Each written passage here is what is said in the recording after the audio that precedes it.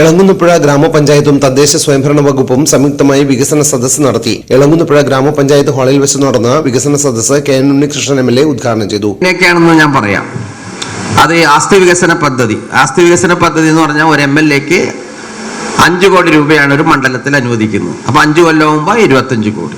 ഈ 5 കോടി ഒരു വർഷം നമ്മൾ വിതരണം ചെയ്താൽ എങ്ങനെ വിതരണം ചെയ്യാൻ പറ്റും? 5 കോടി ഡിവൈഡഡ് ബൈ നമ്മുടെ മണ്ഡലത്തിൽ 135 വാർഡുണ്ട്. എല്ലാവരെയും ഒരേപോലെ കണ്ടുകൊണ്ട് നമ്മൾ ചെലവഴിച്ച എന്ത് കിട്ടും? വളരെ കുറച്ച് തുക കിട്ടും. അപ്പോൾ ജനപ്രതിനിധികളുടെ താല്പര്യം അനുസരിച്ചും ജനങ്ങളുടെ ആവശ്യം അനുസരിച്ചും അത് വിവേചനപൂർവ്വം നമ്മൾ ചെലവഴിക്കും. അങ്ങനെ ചെലവഴിച്ച തുകയാണ് 8,78,43,000 രൂപയാണ് ആ ഇനത്തിൽ ഇവിടെ ചെലവഴിച്ചത്. പ്രത്യേക വികസന പദ്ധതി എന്ന് പറയുന്ന മറ്റൊരു പദ്ധതിയുണ്ട്. അത് 1 കോടി രൂപയാണ് ഒരു വർഷം അനുവദിക്കുന്നത്. അത് നമ്മളിവിടെ 81,68,914 രൂപയാണ് ചെലവഴിച്ചത്. പിന്നെ നമ്മുടെ ഫിഷറീസ് ഡിപ്പാർട്ട്മെന്റ് കീഴിലുള്ള 10-13 വകുപ്പുകളുള്ളതിൽ ഒരു വകുപ്പാണ് ഹാർബർ എഞ്ചിനീയറിംഗ് വകുപ്പ്. ആ വകുപ്പ് വഴി ചെലവഴിച്ചത് 1,69,30,000 രൂപയാണ്. പിന്നെ നമ്മുടെ കിഫ്ബി എന്ന് പറയുന്നത് നമ്മുടെ ഫണ്ട് ബോർഡ്. നമ്മുടെ ബജറ്റിന് വെളിയിൽ വികസന പ്രവർത്തനത്തിന് ആവശ്യമായ ഫണ്ട് കണ്ടെത്തി നാടിൻ്റെ വികസനത്തിന്, പ്രത്യേകിച്ച് അടിസ്ഥാന സൗകര്യ വികസനത്തിന് വേണ്ടി നമ്മൾ പണം കണ്ടെത്താൻ വേണ്ടി പുനരുജ്ജീവിപ്പിച്ച ഒന്നാണ്. UDFന്റെ ഭരണകാലത്ത് ഉമ്മൻചാണ്ടി സാറൊക്കെ ഉള്ള സമയത്ത് ഇങ്ങനൊരു സ്ഥാപനമേ ഉണ്ടെന്ന് ഇവിടെ അറിയില്ലായിരുന്നു. അതിപ്പോൾ അറിഞ്ഞതൊക്കെ ഈ ഗവൺമെൻറ് 10 കൊല്ലം വന്നപ്പോഴാണ്. നമ്മൾ 50,000 കോടി രൂപയാണ് അങ്ങനെ ചെലവഴിക്കാൻ തീരുമാനിച്ചത്. 85,000 കോടി രൂപയുടെ വികസന പ്രവർത്തനങ്ങൾ ഇതുവഴി നമ്മൾ ചെലവഴിച്ചു. ഓക്കെ. അപ്പോൾ ആ കിഫ്ബി പദ്ധതി വഴി നമ്മൾ 11,30,00,000 രൂപയാണ് ഈ എളങ്കുന്നപ്പുഴ പഞ്ചായത്തിൽ ചെലവഴിച്ചത്.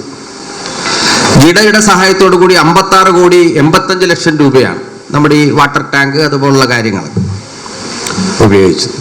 പിന്നെ അല്ലാണ്ടുള്ള ചില പ്രധാനപ്പെട്ട പ്രവൃത്തികൾ അത് 22,31,22,800 രൂപ. പിന്നെ എല്ലാ വർഷവും ബജറ്റ് അവതരിപ്പിക്കുമ്പോൾ ഉള്ള ബജറ്റ് നിർദ്ദേശങ്ങൾ ഉണ്ടാകും. ആ ബജറ്റ് നിർദ്ദേശങ്ങളിൽ 20 പ്രധാന പ്രവൃത്തികളാണ് നമുക്ക് നിർദ്ദേശിക്കാൻ അവകാശമുള്ളത്.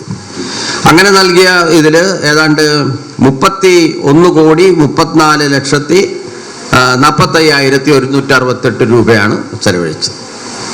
പിന്നെ മുഖ്യമന്ത്രിയുടെ തദ്ദേശ സ്വയംഭരണ റോഡ് പുനരുദ്ധാരണമുണ്ട്. ആ പ്രത്യേക വകുപ്പിൽ 1,36,00,000 രൂപ വിവിധ റോഡുകളുടെ വികസനത്തിന് വേണ്ടി ഈ പഞ്ചായത്തിൽ ചെലവഴിച്ചിട്ടുണ്ട്. പിന്നെ നവകേരള സദസ്സിൽ 2,29,00,000 രൂപയാണ് ചെലവഴിച്ചത്. നവകേരള സദസ്സിന്റെ കാര്യം എന്ന് പറഞ്ഞു കഴിഞ്ഞാൽ കേരളത്തിലെ 140 മണ്ഡലങ്ങളിലേക്കും ഒരു മന്ത്രിസഭ തന്നെ മുഖ്യമന്ത്രിയുടെ നേതൃത്വത്തിൽ എല്ലാ മന്ത്രിമാരും നേരിട്ട് വന്ന് ജനങ്ങളുടെ പരാതികളും പരിഭവങ്ങളും കേട്ട് അതിനുള്ള പരിഹാരം പൂർണ്ണമായി നിർദ്ദേശിച്ച ഒന്നാണ് നവകേരള സദസ്സ്.